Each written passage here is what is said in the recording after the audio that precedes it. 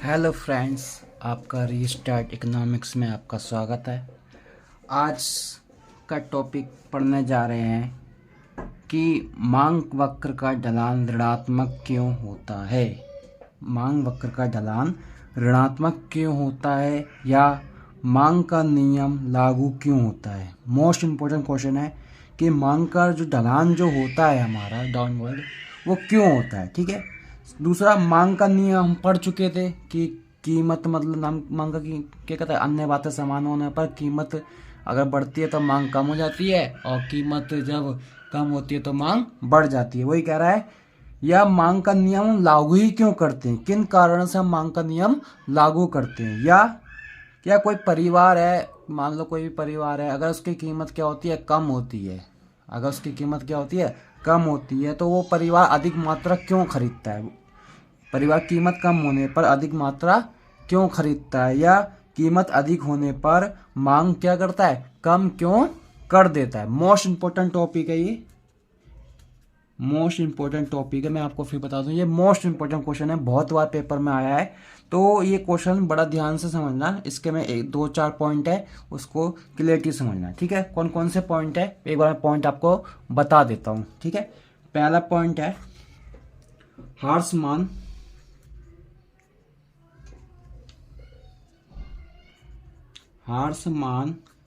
सीमांत सीमांत उपयोगिता नियम,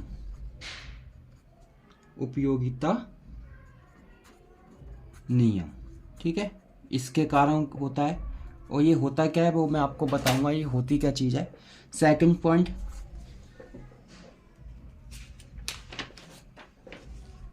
आय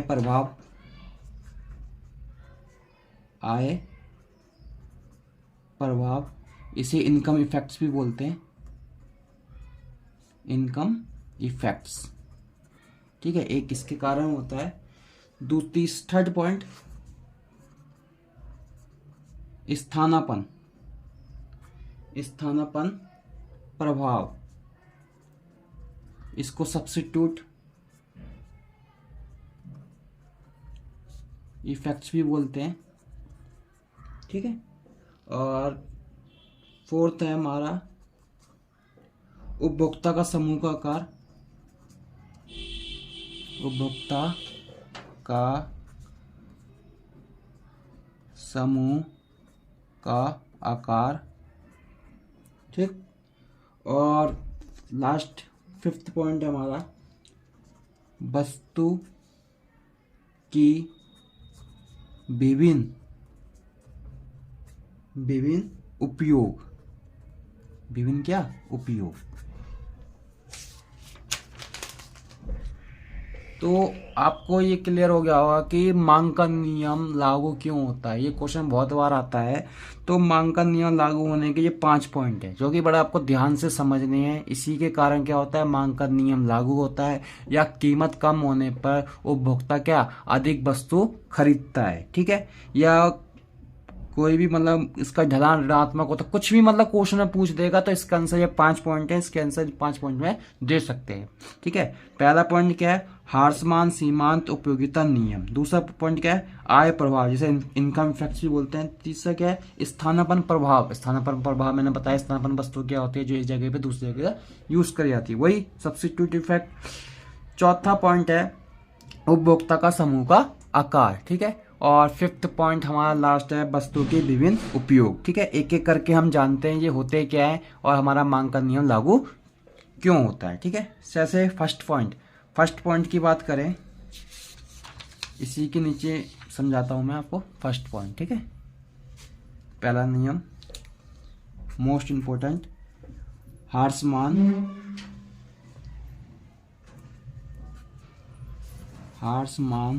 सीमांत उपयोगिता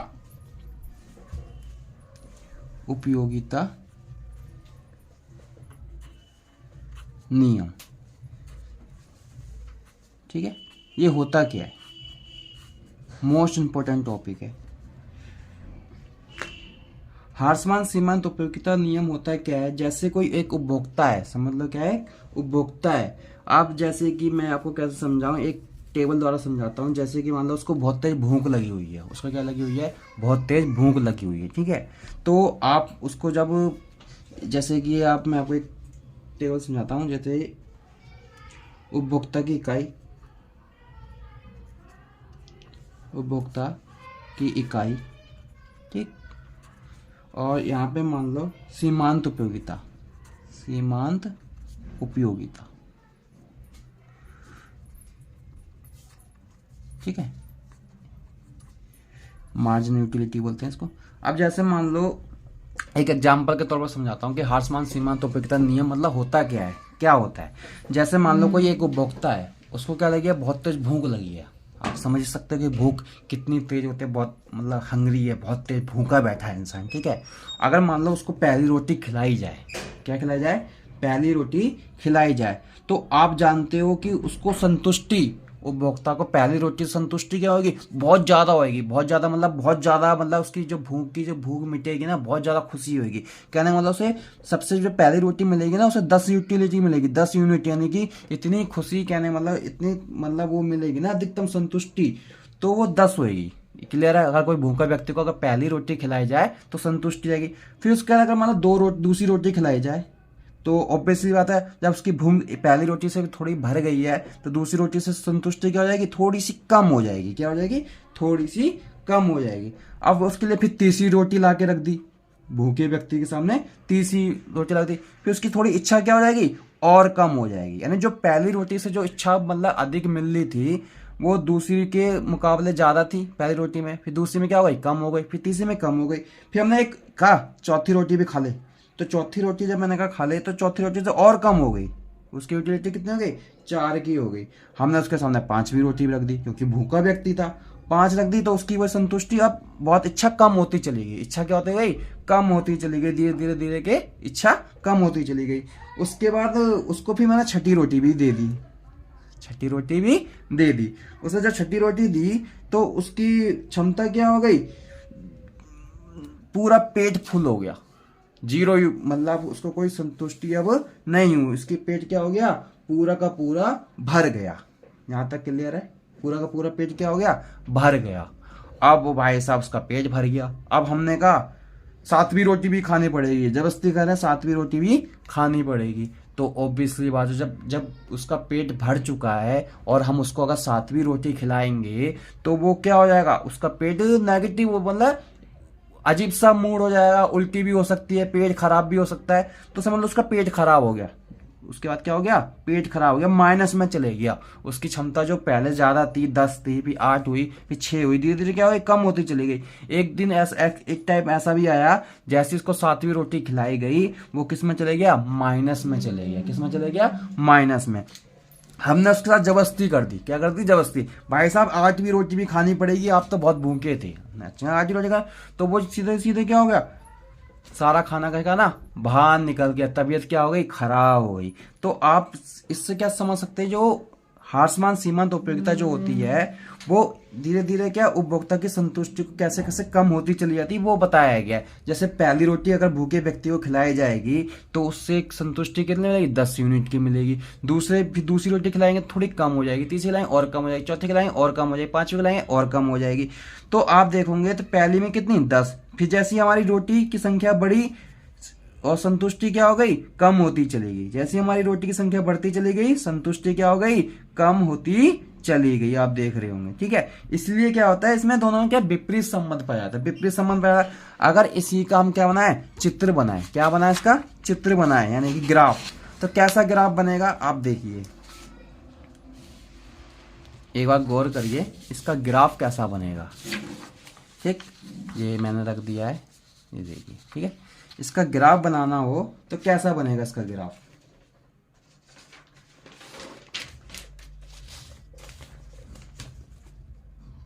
देखिए,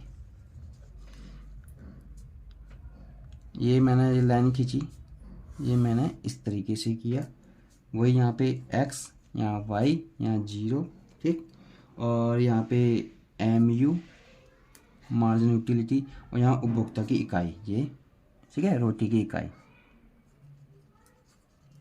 इकाई समझ लो, ठीक है, दिखाई दे रहा है, ठीक।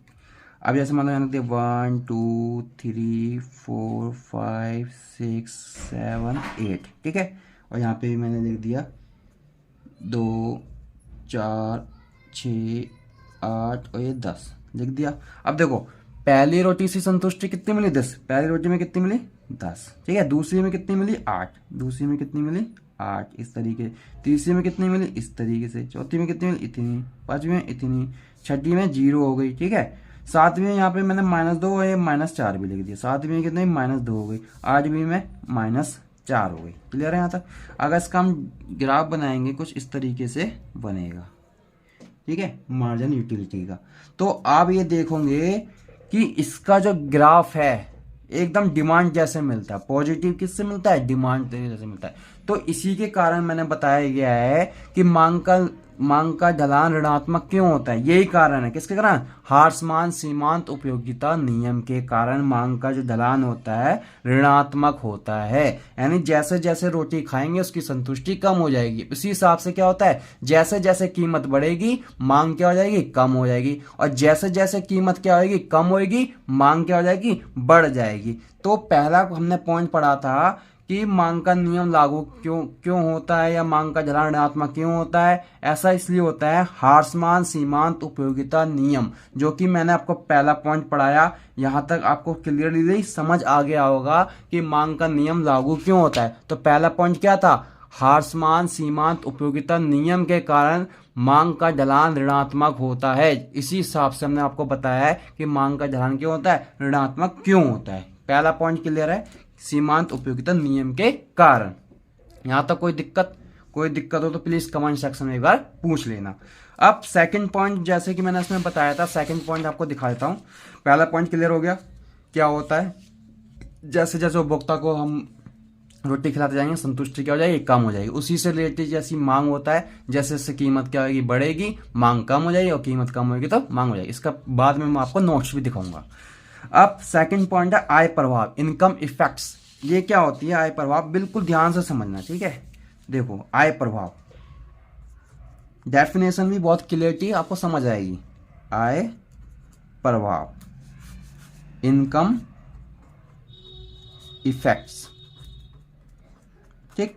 होता क्या है मैं समझाता हूं आपको। पहले डेफिनेशन में लिखता हूं, उसका समझना। वस्तु की कीमत, वस्तु की कीमत में परिवर्तन होने पर, वस्तु की कीमत में परिवर्तन होने पर, कॉमा, उपभोक्ता की आय में जो परिवर्तन आता है, उससे, ध्यान रखना, वस्तु की कीमत में परिवर्तन होने पर, ठीक है, उपभोक्ता की आय में जो परिवर्तन आता है, ठीक है, परिवर्तन आता है, उससे मांगी गई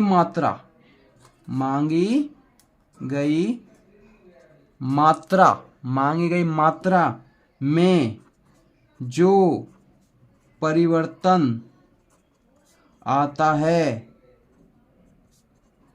उसे आय प्रभाव कहते हैं, ठीक। जे आपको अलग से स्पेशल 2 नंबर की डेफिनेशन भी पूछी जा सकती है कि आय प्रभाव क्या होती है, ठीक है, मोस्ट इंपॉर्टेंट है। अगर इसको आपको डेफिनेशन याद करने में दिक्कत हो रही है तो थोड़ी देर में आपको बिल्कुल आसानी से याद हो जाएगी, ठीक है। पहले मैं इसकी डेफिनेशन दोबारा समझाता हूं। वस्तु की कीमत में परिवर्तन होने पर, ठीक है, वस्तु की कीमत में परिवर्तन होने पर, उससे जो उपभोक्ता की आय में जो परिवर्तन आता है, उससे जो मांगी गई मात्रा में परिवर्तन होता है। दोबारा समझना, वस्तु की कीमत में परिवर्तन, उससे जो उपभोक्ता की आय में परिवर्तन होगा, और उसके बाद जो मांगी गई मात्रा में परिवर्तन होगा, उसे आय प्रभाव कहते हैं। उसे क्या कहते हैं, आय प्रभाव। आइए मैं आपको एक टेबल द्वारा समझाता हूं, ठीक है, इसे याद ना हो रही तो एक टेबल समझते हैं, ठीक है। एक मैंने ले ली वस्तु की कीमत, क्या ले ली, कीमत। अगर इसको याद कर लो ना शॉर्टकट में, तो आपको पूरा आसानी से याद हो जाएगा। ठीक है, उसके लिख दिया मैंने आय में परिवर्तन, आय में परिवर्तन, ऐसे क्लियर हो जाएगा। और यहाँ पे मैंने मात्रा लिख दी। ठीक है, कोई दिक्कत। अब जैसे फॉर एग्जाम्पल, अब मान लो कोई, मैं एग्जाम्पल बताता हूँ, जैसे कोई वस्तु है, कोई भी चीज है, मान लो क्या, मान लो कपड़े, मान लो क्या है, कपड़े हैं। ठीक है, कपड़े हैं। ठीक है, एक एग्जाम्पल समझ लो। अगर उसकी कीमत बढ़ जाएगी, उसकी कीमत क्या हो जाएगी, बढ़ जाएगी। अब पता है उपभोक्ता की आय तो समान ही रहती है। अगर मतलब आय क्या होता है, सैलरी जो मिलती है हमें महीने में, वो तो फिक्स है, 1,000 रुपये, 2,000, 15,000, 20,000, वो तो फिक्स है। ठीक है, अब वस्तु की कीमत में क्या हो गई, बढ़ गई, वस्तु की कीमत क्या हो गई, बढ़ गई, तो उससे क्या होगा, आय क्या हो जाएगी, कम हो जाएगी। उससे आय क्या हो जाएगी, कम हो जाएगी, क्योंकि वो महंगी हो गई वस्तु, तो बचत क्या हो जाएगी, कम हो जाएगी, आय क्या हो जाएगी, कम हो जाएगी। तो मांग भी क्या हो जाएगी, ऑटोमेटिक कम हो जाएगी। हम क्या वस्तु क्या करेंगे, कम खरीदने लग जाएंगे। क्लियर है। दूसरा, अगर वही वस्तु की कीमत क्या हो जाए, कम हो जाए, अगर वही वस्तु की कीमत क्या हो जाए, कम हो जाए, तो आय क्या हो जाएगी, बढ़ जाएगी। आय क्या हो जाएगी, बढ़ जाएगी। तो मांग भी क्या हो जाएगी, बढ़ जाएगी। मांग भी क्या हो जाएगी, बढ़ जाएगी। ये क्लियर है। तो इतना समझ आ गया। अगर इतना भी नहीं समझ आया तो अब पूरा ही क्लियरिटी समझ आ जाएगा। आइए देखते हैं। अगर ये भी समझ नहीं आया तो अब पूरा समझ आ जाएगा। अब फॉर एग्जाम्पल समझ लो, कोई वस्तु की कीमत मान लो 50 रुपये है। ये मान लो ये पी, ये हमारी इनकम, आय, या इसको वाई से भी दर्शाते हैं इकोनॉमिक्स में, और ये क्वांटिटी। ठीक है, अब समझते हैं, गौर करते हैं। ठीक है, समझते हैं। अब इसको समझते हैं। जैसे कि मान लो किसी वस्तु की कीमत 50 रुपये है। कीमत क्या है, 50 रुपये। ठीक है, अब मान लो उपभोक्ता की सैलरी कितनी है, 1,000 रुपये है। 1,000 रुपये सैलरी है। ठीक है, इसमें 1,000 रुपये खर्च करता था। एक एग्जाम्पल समझो, उस पर क्या करता था, 1,000 रुपये खर्च करता था। किसी की कीमत 50 है, उस पर 1,000 रुपये खर्च करता था। कितनी क्वांटिटी आएगी, अगर इसको इससे भाग करेंगे तो कितनी क्वांटिटी आ जाएगी, 20। यानी ऐसी कपड़े मेरे पे कितने आ जाएंगे, 20। जिसकी कीमत 50 रुपये है, ऐसे में 20 कपड़े खरीद सकता हूँ 1,000 रुपये में। अब ये पॉइंट क्लियर हुआ। ठीक है, अगर मान लो इसकी कीमत क्या हो जाती है, बढ़ जाती है। इसकी कीमत क्या हो जाती है, बढ़ जाती है। यहाँ पे बढ़ा देता हूँ मैं। अगर इसकी कीमत क्या हो जाती है, बढ़ जाती है, बढ़ने का मतलब यहाँ पे लिख देता हूँ 100 रुपये। इसकी कीमत क्या हो गई, 100 रुपये। अब ये तो फिक्स है, 1,000 थोड़ी होगी, 1,000 तो फिक्स है ना, सैलरी तो फिक्स रहेगी ना। अब देखो 100 रुपये हैं, तो 1,000 रुपये में कितनी वस्तु आएगी, ऑब्वियसली बात है कितनी आएगी, कम आएंगी। तो मांग क्या हो जाएगी, कम, क्योंकि इसमें एक तरीके से इनकम क्या हो गई, हमारी कम हो गई। अब हम 100 रुपये की वस्तु जो कीमत उसने बढ़ा दी है, तो आय क्या हो गई, कम हो गई। तभी तो हमारे पास 10 क्वांटिटी आय खरीदी जाएंगी, कम ही खरीदी जाएंगी। यही कारण है कि वस्तु की कीमत में परिवर्तन, यहाँ पे मैंने क्या किया, परिवर्तन। इससे जो आय में परिवर्तन होगा, इससे क्या होगा, आय जो डगमगाएगी, उससे जो मांग में परिवर्तन आएगा, उसे क्या कहते हैं, आय प्रभाव। कितना, इतना बात समझ में आई, आय प्रभाव। अब ये मान लेता किसी कीमत में 25 कर देता, कीमत क्या कर देता, 25, तो सैलरी तो फिक्स है 1,000 रुपये। अब ये कितनी आ जाएंगी, ज्यादा आ जाएंगी। ये कितनी आ जाएंगी, ज्यादा, यानी कितनी क्वांटिटी आ जाएगी, 40। ये कैसे हुआ, ये आप देख लो। 1,000 को डिवाइड करेंगे 50 से, 1,000 को डिवाइड करेंगे 100 से, और 1,000 को डिवाइड करेंगे कितने से, 25 से। तो इसी को कहते हैं आय प्रभाव। क्लियर है। एक बार डेफिनेशन फिर मैं क्लियर कर देता हूँ। आय प्रभाव क्या होता है, वस्तु की कीमत में परिवर्तन होने पर उपभोक्ता की आय में जो परिवर्तन आता है, उससे जो मांगी गई मात्रा में जो परिवर्तन आएगा, मात्रा में जो परिवर्तन, उसी को क्या कहते हैं, आय प्रभाव। कोई दिक्कत यहाँ तक, कोई दिक्कत नहीं होनी चाहिए, मेरे हिसाब से तो कोई दिक्कत नहीं होनी चाहिए। ठीक है, अब थर्ड पॉइंट समझते हैं। ठीक है, थर्ड पॉइंट मैंने बताया था, उपभोक्ता समूह का आकार। ये सारे क्या है, जिसपे मांग का ढलान ऋणात्मक क्यों होता है, ये क्वेश्चन पूछा जाए, मांग का नियम लागू क्यों होता है, ये सारी चीजें के आंसर हैं। ठीक है, थर्ड पॉइंट, उपभोक्ता का समूह का आकार, इन कारण मांग का नियम लागू होता है। उपभोक्ता का समूह का आकार। ठीक, अब देखो उपभोक्ता समूह का आकार क्या होता है, जब भी आप समूह, तो मान लो आकार जैसे उपभोक्ता जनसंख्या के से हिसाब लगा लीजिए। जैसे मान लो किसी वस्तु की कीमत क्या आएगी, कम होएगी, तो उसे उपभोक्ता क्या अधिक से अधिक मात्रा खरीदेंगे। और जैसे अगर किसी वस्तु की कीमत क्या होगी, अधिक होगी, तो उपभोक्ता लोग उसी वस्तु को क्या होगा, कम खरीदेंगे। कहने का मतलब दोनों में क्या होगा, विपरीत संबंध पाया जाता है। इसी तरीके से मांग का होता है, जैसे कीमत बढ़ेगी वैसे वैसे मांग क्या हो जाएगी, कम हो जाएगी। और जैसे जैसे वो कीमत बढ़ेगी मांग कम हो जाएगी, जैसे जैसे कीमत कम होगी तो मांग क्या हो जाएगी, बढ़ जाएगी। वही सिंपल होता है उपभोक्ता का कहा। जैसे मतलब कीमत कम हुई, कीमत क्या हो गई, बढ़ गई, कीमत क्या हो गई, बढ़ गई, तो मांग क्या हो जाएगी, कम हो जाएगी। आकार निर्भर करेगा आकार पे। और ऐसी कीमत क्या हो जाएगी, कम हो जाएगी, तो मात्रा क्या हो जाएगी, बढ़ जाएगी। क्लियर, कोई दिक्कत। इसलिए इन दोनों भी जब ऐसे ऐसे एरो होते हैं आगे पीछे, तो ऊपर नीचे, तो उसे विपरीत संबंध कहा जाता है। ठीक है, अब last point, fourth most important, वस्तु की विभिन्न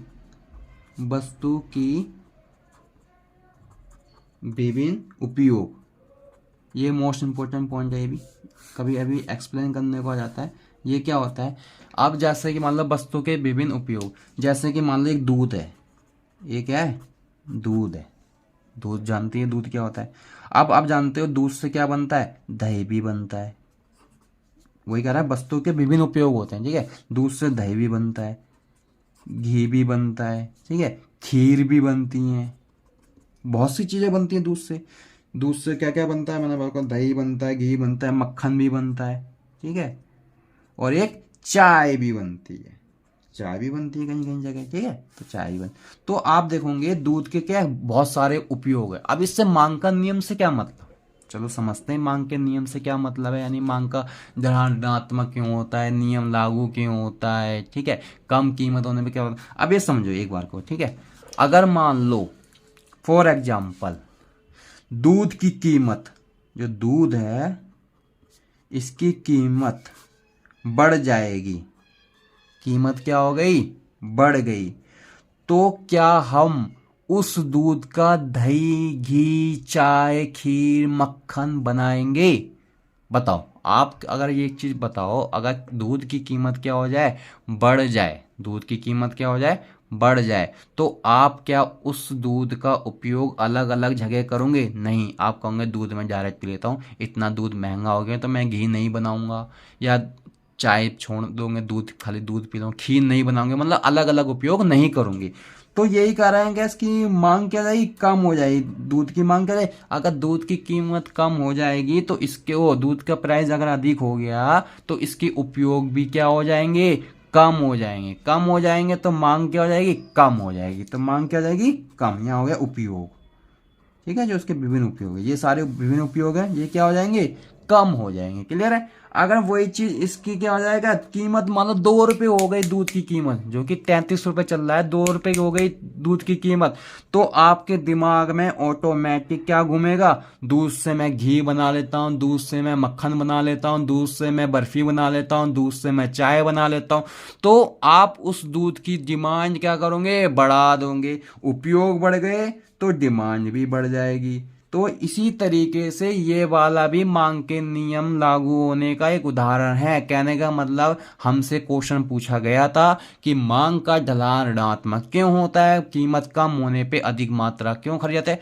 तो इसका मतलब ये है कि क्वेश्चन ने जो पूछा तो उसको आंसर में ये बताओ, दूसरे के एग्जाम्पल दे के बताओ कि इसमें भी मांग का नियम लागू होता है। इसी कारण मांग का ढलान ऋणात्मक होता है या ऊपर से नीचे की ओर होता है। इन कारणों की वजह से क्या होता है, मांग का नियम लागू होता है। एक मतलब एक एग्जाम्पल देना, दूसरे का लेकर देना है। तो मैंने आपको कितने एग्जाम्पल दिए, 4-5 एग्जाम्पल दिए।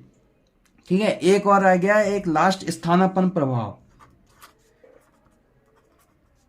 स्थानापन्न प्रभाव, ठीक, स्थानापन्न प्रभाव। अब ये मैं लास्ट पॉइंट है, ये आपका मांग का नियम लागू होता है। स्थानापन्न प्रभाव वही बताया, एक स्थान की जगह दूसरे वस्तु का जब प्रयोग किया जाता है उसे स्थानापन्न प्रभाव कहते हैं। अब जैसे मतलब उसकी चाय कॉफी है, जैसे स्थानापन्न वस्तु क्या है, चाय कॉफी है। अगर चाय की कीमत कम होएगी, चाय की कीमत कम होएगी, तो कॉफी की मांग क्या हो जाएगी, कम हो जाएगी। तो मैंने पहले बताया कीमत किसी की देते हैं, चाय की, और मांग क्या था उसकी। ठीक है, ये मैंने आपको पिछली क्लास में पढ़ा था। अगर पिछली क्लास नहीं देखी है तो उससे पहले पिछली वाली वीडियो जरूर देखना। ऐसी चाय की कीमत अगर बढ़ जाएगी तो कॉफी की मांग क्या हो जाएगी, कम हो जाएगी। इतना पॉइंट क्लियर है। यही क्या होता है, यही मांग का ढलान क्या होता है, ऋणात्मक होता है। इन्हीं कारणों की वजह से मांग का ढलान ऋणात्मक होता है। तो वीडियो अच्छी लगी हो तो प्लीज चैनल को एक बार लाइक एंड सब्सक्राइब और बेल आइकन को जरूर दबाना। इसके बाद मैं आपको दिखाता हूँ नोट्स कि नोट्स क्या है और इसके बारे में बताता हूँ। ठीक, ये मैंने खुद के नोट्स बनाए हैं, फिर बता देता हूँ आपको। अब देखो क्वेश्चन कैसा आएगा, पूरे आपको नोट्स मिलेंगे कंप्लीट। इकोनॉमिक्स 12th के आपको पूरे कंप्लीट बुक के नोट्स मिलेंगे। देखो क्वेश्चन कैसा आएगा, मांग वक्र का ढलान ऋणात्मक क्यों होता है, ठीक है, या मांग का नियम लागू क्यों होता है, या परिवार कीमत कम होने पर अधिक मात्रा क्यों खरीदते हैं, कम मात्रा पे क्यों खरीदता है। ठीक है, अब आंसर देखिए। पहला पॉइंट, मांग का नियम लागू होने के कारण निम्नलिखित हैं। पहला है हार्स मान। देखो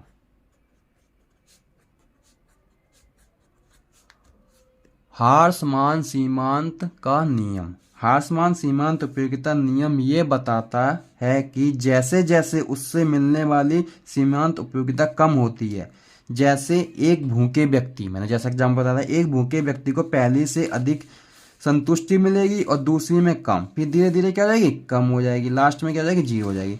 इसी निम्नलिखित तालिका व रेखा चित्र द्वारा देखो उपयोगिता की इकाई और ये सीमांत उपयोगिता, इसे रोटी समझ लो, इसे उपयोगिता समझ लो। पहली रोटी खाएगा 10 मिलेगी, दूसरी खाएगा 8 मिलेगी, तीसरी खाएगा 6 मिलेगी, पांचवी खाएगा और सातवें में क्या हो जाएगा, 0, पेट फुल हो जाएगा, फूल हो जाएगा, फिर वो उल्टी हो जाएगा। किस तरीके से, नहीं, इसका जैसी ग्राफ बनोगे एकदम मांग जैसा ग्राफ बनेगा, डिमांड का जैसा ग्राफ होता है वैसा बनेगा, इसलिए मांग का नियम लागू होता है। देखो ये बन गया मांग का डायग्राम। ठीक है, ये देखो एकदम डिमांड जैसा है, पॉजिटिव वाला जो होता है वो एक मांग का डायग्राम होता है, ये वाला।